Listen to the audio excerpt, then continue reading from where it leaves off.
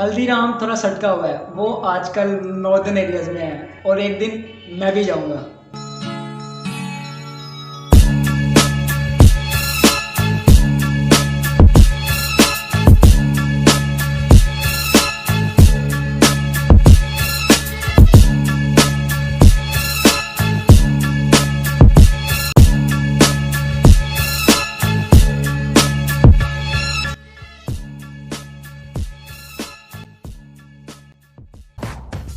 This is 100 hours in Pakistan northern areas. अगर तुम्हारे पास 100 hours हो तुम क्या करोगे? मैं क्या करूँगा, चलो मैं बताता हूँ। और एक बात और, अपने साथ दोस्त ले जाना मत भूलना।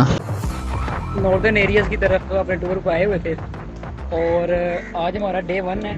और आज हम, जैसा कि आपको पता है कि हम शादरा से निकले हैं और अभी हमारा पहला स्टे हमने किया है जेलम।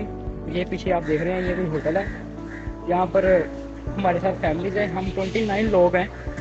तो यहाँ पर स्टे किया ताकि यहाँ पर थोड़ा थोड़ा खाना वगैरह कर लें।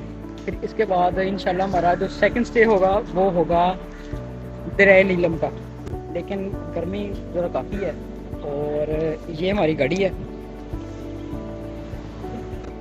ये हमारी गाड़ी है। और इंशाल्लाह बाकी का आपको, इंशाल्लाह आप हमारी सीरीज़ को फॉलो करें, इंशाल्लाह आपको मज़ा आएगा।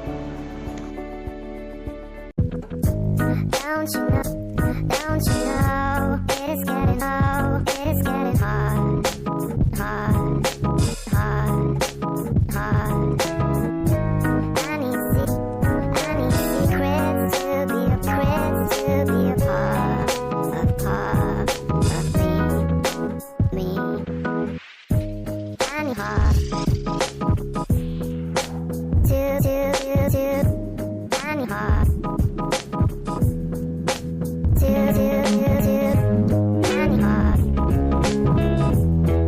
तो सीन कुछ ऐसा है कि 2 साल के बाद टूर प्लान किया था। तो प्लान था कि नॉर्दर्न एरियाज़ की तरफ टूर करें और इंशाल्लाह हमारा ये टूर जो है ये होगा टुवर्ड्स हुंजा तक हमारा ये टूर प्लान है। और आज इंशाल्लाह हमारा डे 1 है। सुबह 6 बजे निकले थे हम और इंशाल्लाह पहला स्टे जेलम किया है। दूसरा स्टे इंशाल्लाह होगा दरिया नीलम। और इंशाल्लाह हमारी बड़ी कोशिश है कि हम आज शाम तक नारान पहुँचे। अपने साथ सामान कम से कम कैरी करना, साथ शॉपर के वो कारपेट वगैरह लाजमी रख लेना, क्योंकि यार हमारे तो तमाम के तमाम बैग्स गीले हो चुके थे। अगर तो आप नॉर्दर्न एरियाज़ में 5 दिन 6 दिन या हफ्ता या 10 दिन के टूर पर आए हैं तो अपने साथ एक बात लाजमी याद रखेंगे, सामान बहुत कम कैरी करें। मर्जी है, कम कर लोगे तो।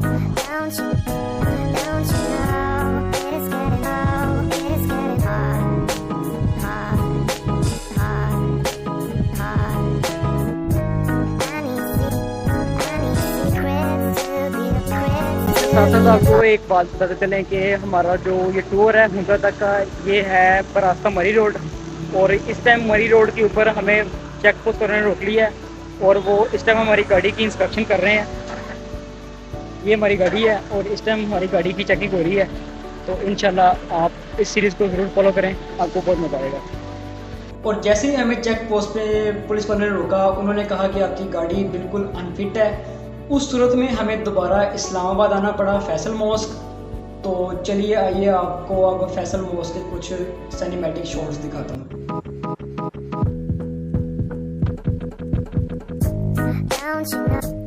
Don't you know, it is getting low, it is getting hard, hard, hard, hard. I need secrets to be a prince, to be a part of me. गाड़ी का टायर पंचर होने की सूरत में गाड़ी वाले ने तो हमें इधर उतार दिया फैसल मॉस्क। तो अभी हम आपको दिखाते हैं कि हम फैसल मॉस्क पहुंच चुके हैं।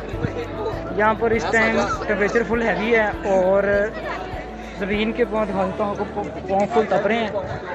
और अभी तो हम ऊपर जा रहे हैं, ऊपर जाकर सीन चेक करते हैं वहाँ का क्या सीन है।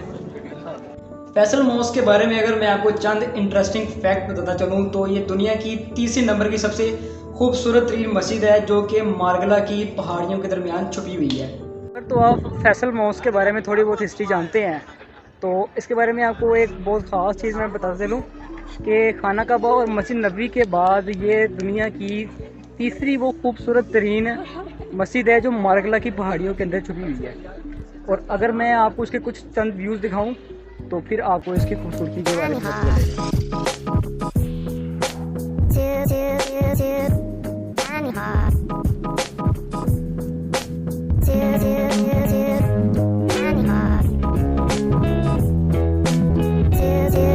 मॉस्क को पूरी तरह एक्सप्लोर करने के बाद जैसे ही हम लोग बाहर आए, नंबर 1 हमें खाने के लिए कुछ भी ना मिला, और जब हमारी बात ड्राइवर के साथ हुई तो उसने हमें एक खुशखबरी सुनाई। लाइव अपडेट इस टाइम ये है कि गाड़ी वाले से रब्ता हुआ है और वो कह रहा है कि 4:45 टाइम हो गया है और गाड़ी ठीक हो गई है और अब इंशाल्लाह हमारा अगला सफ़र होगा स्टार्ट। मुजफ्फराबाद पहुंचने से पहले रोड के ऊपर तकरीबन हमें 6 से 7 घंटे इंतज़ार करना पड़ा, क्योंकि वहाँ पर पठानों की कुछ होगी लड़ाई, ऊपर से बारिश भी स्टार्ट हो गई, हमारे सारे कपड़े गीले हो गए और वो एक बहुत ख़तरनाक सूरत हाल थी, क्योंकि हमारी कोस्टर में मौजूद तमाम लोग एकदम घबरा चुके थे। ये हम इस टाइम मौजूद है मुजफ्फराबाद में। मुजफ्फराबाद आप सोच रहे होंगे कि रात होगी तो आप इतना लेट हम मुजफ्फराबाद क्यों आए हैं।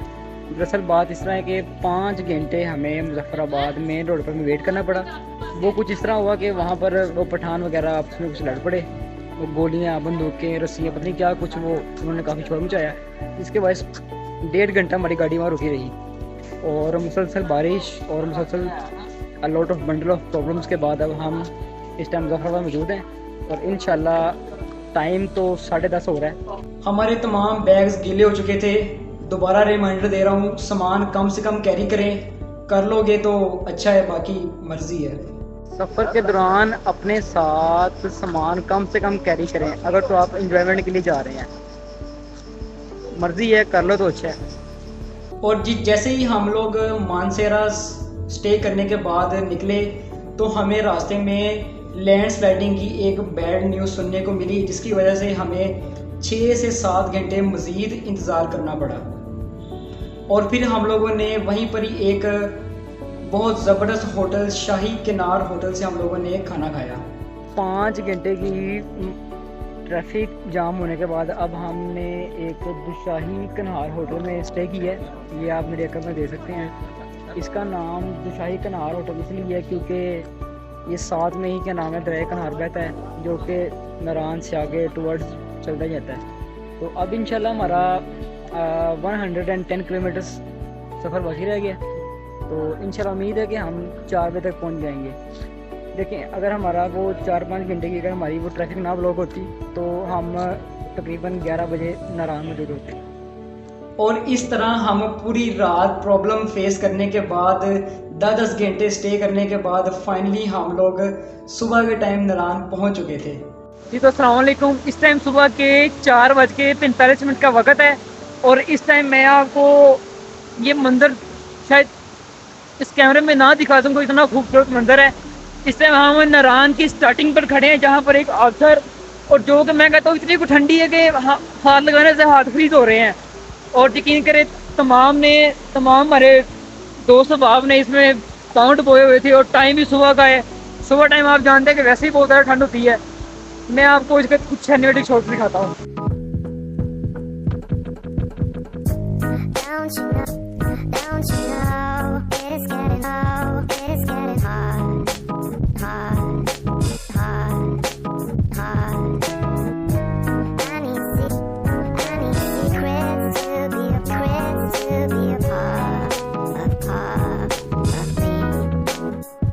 और जैसे ही हम लोग नारायण पहुंचे वहाँ पर सिटिंग अरेंजमेंट बहुत आला था और साथ ही पहाड़ों से पानी के बहुत खूबसूरत चश्मे बह रहे थे। इसमें मैं आपको इसका बड़ा खूबसूरत मंदिर मैं आपको शायद दिखा सकूं कि वो देखें, वो पीछे से आखिर बहती आ रही है और वो इन रास्तों से होती। और ये जो पानी मैं आपको ये दिखाना चाह रहा हूँ, ये पानी इस कदर ठंडा है कि आप इमेजिन भी नहीं कर सकते। मैंने अपनी फिंगर, ये राइट फिंगर मैंने अभी लगाई और यकीन करें वो बिल्कुल फ्रीज हो गई। और एक चीज़ और लाजमी याद रखिएगा, अगर आप लोग जून जुलाई के महीने भी अगर नारायण का गांधी साइड पर अगर आप लोग आ रहे हैं तो अपने साथ मोटे कपड़े यानी कि विंटर कलेक्शन लाजमी रखिएगा, क्योंकि भाई साहब हमें तो बहुत ज़्यादा ठंड लगी थी। देखें, अगर तो आप जून या जुलाई की स्टार्टिंग में भी अगर आप इन नॉर्दर्न एरियाज की तरफ आ रहे हैं तो अपने साथ मोटे हार्ड कपड़े ज़रूर लेकर आए, क्योंकि लिटरली यहाँ पर बहुत बहुत ज़्यादा ठंड है। यकीन करें, ये बोला भी नहीं जा रहा, लेकिन व्लॉग की खातिर करना पड़ता है। और फाइनली फिर हम लोग अपने होटल की तरफ चले गए और वहाँ पर जाके सिर्फ 3 घंटे की नींद पूरी करने के बाद तो यार ये देखो, ये है हमारा कमरा जो कि 3 बेडों पे था। और ये देखें, ये है हमारी चार्जिंग पोर्ट्स। ये पहला बेड, ये दूसरा बेड हमारी फैमिली का, और ये तीसरा बेड है मेरे वालिद साहब का। और इसके साथ साथ एक छोटी सी साइड टेबल जहाँ पर चंद पानी की बोतलें। और ये है हमारा बाथरूम। बाथरूम तो यार एकदम फर्स्ट क्लास था। और ये देखो तुम लोगों का भाई शीशे में।